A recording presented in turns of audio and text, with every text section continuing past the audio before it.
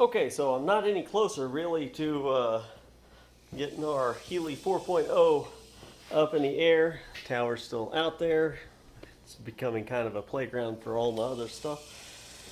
Waiting on the funds to get that fully welded up and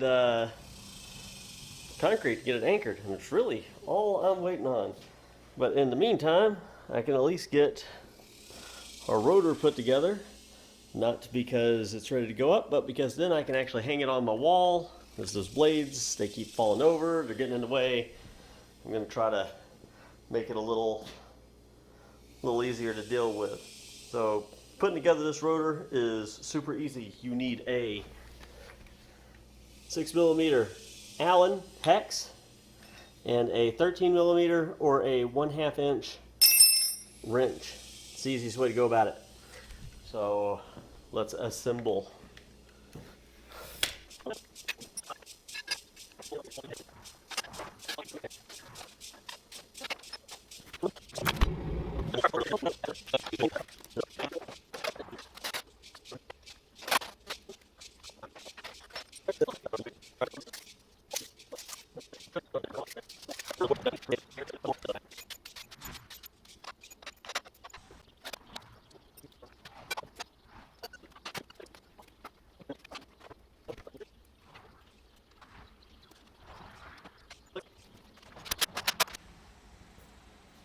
Okay, so lost a lot of the assembly video because my phone decided it was too hot and shut off. But we can at least do the balance. Didn't tell me to shut off either. Yeah, it's getting to be a lot of fun. This is the way that I like to do the balance. Get a cable suspended from the ceiling. You gotta use a hook or loop or something on the assembled rotor. Attach it with a carabiner, something that's metal on metal and has, real easy movement. You're gonna need that. You're gonna need a very lightweight level.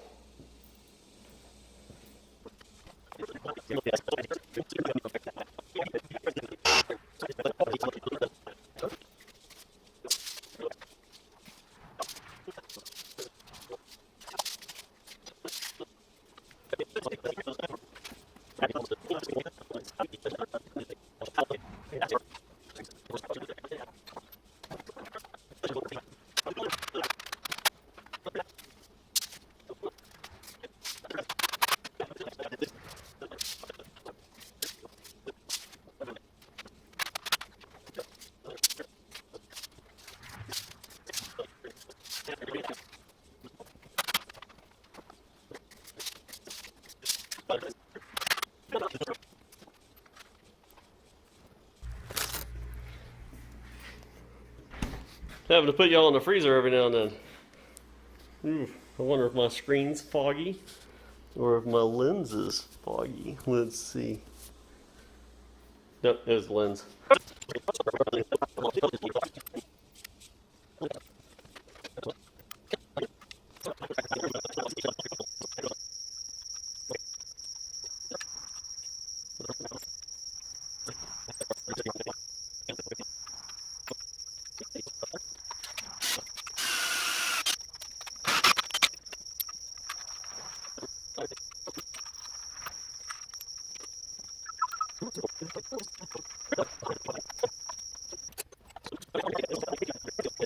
Looky there, blade 1, it's nice and even. Blade 2 is between the lines, but just barely. Blade 3 is also rocking between the lines. Actually, that one's pretty good. Pretty good. Of course, I would like to see the bubble dead center.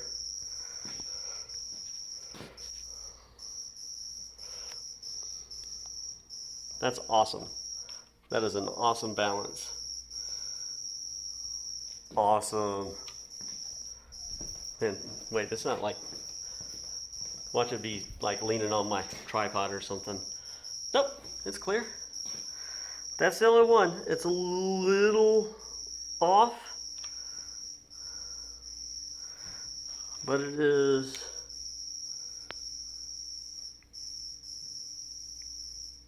wobbling a little bit. Just had it on that one and it was nice and level. That's all right. So long as we're somewhat in there at the speed that this rotor will spin, which is supposed to be about 350 to 400 RPM, that's going to be perfect.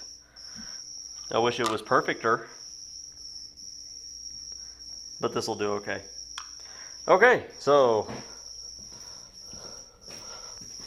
our rotor is now assembled and balanced. I like looking at it all together. That looks very slick and serious. I can't get the whole thing on screen. There we go. That's the whole rotor. And I can't get over this. Like every other turbine they got spins, if you're looking at it clockwise. This one spins counterclockwise. Of course, it's an AC motor. Not that that necessarily matters, because even a dynamo makes power spin the other way. Some of them make, reverse polarity, but with an AC motor, it doesn't really matter. One of, both ways will make power. It's just kind of amusing seeing it going the other way. And I can't remember if these have some. No, it's a flat plane. I thought they were pitched forward just a little bit, but they are not. But you can see how aggressive that profile is. Very aggressive down there towards the root. Nice and clean and smooth and flat towards the tip. Don't know exactly what the canards are supposed to be for. Maybe they'll help with noise. You see lots of turbines, they have a sweep. What's that company that went out? Skystream. You see the Skystreams, they have those long swept blades. It's supposed to help with noise. I don't think this is enough to help with noise. And in my experience, I don't think that sweep really does all that much. Maybe it just helps keep the blades stable. They are nice and they got some flex, but mostly it's pretty rigid. Don't want to do too much there. I'd hate for my cord to break. So yeah, it's our assembled rotor, ready to tie to the machine. Our poor little i2 or Heli 4.0 sitting in the back of the shop until I can get this thing finished up. Really, I just need to have 6 more sections welded on it, and then it is ready to go up. The reason I haven't gotten them is because my welder's not doing it well. I got several of them done, and it decided to give up on me and say, no more, no mas. It's a cheap welder, but it is my only welder. Gonna have to replace that or hire somebody to come out and finish welding. I don't know if I did the update on that. I did have a gentleman come out.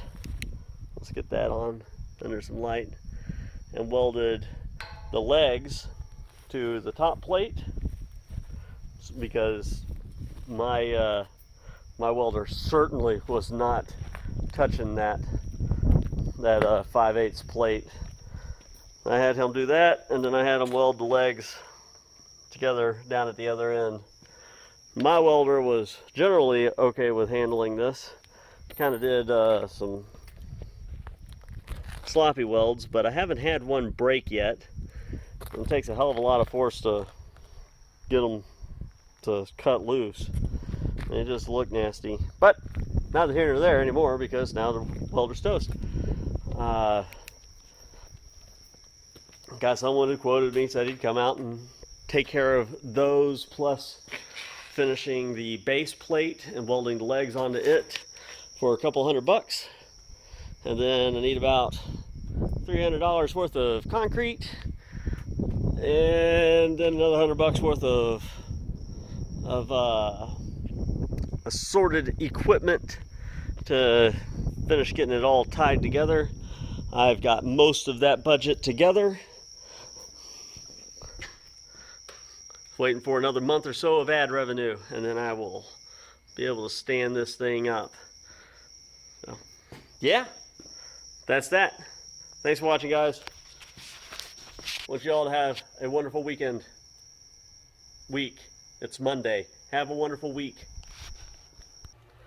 Hey, I wanted to thank you for watching and coming and checking out the wonderful chaos that is the Toys for Watch shop. And I want to remind everybody that my channel is fully funded by donations and ad revenue from YouTube. So if you want to make a donation, you can leave a comment below, or you can email me directly at toysforwatts@gmail.com, and I will get back to you with instructions. Outside of that, ad revenue is my biggest source of funding, and every like, every comment, every subscription pushes the algorithm into believing that my channel is more popular than what it is. So hit the like button, leave a comment, and subscribe, and that will help me move each of my projects more forward. And above all else, I hope you have a wonderful, wonderful day. Thanks for watching.